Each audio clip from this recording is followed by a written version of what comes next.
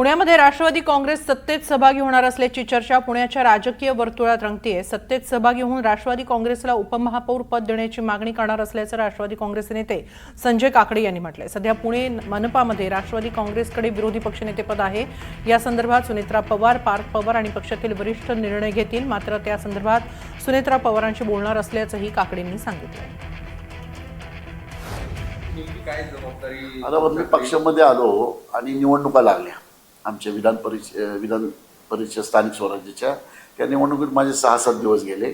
त्याच्यानंतर राज्यसभेची निवडणूक आली, त्याच्यात माझे 4-5 दिवस गेले साहेबांबरोबर, म्हणजे भुजबळ साहेब, मी, प्रफुल्ल पटेल, तटकरे साहेब आणि वहिनी, आम्ही पारदादा सगळे।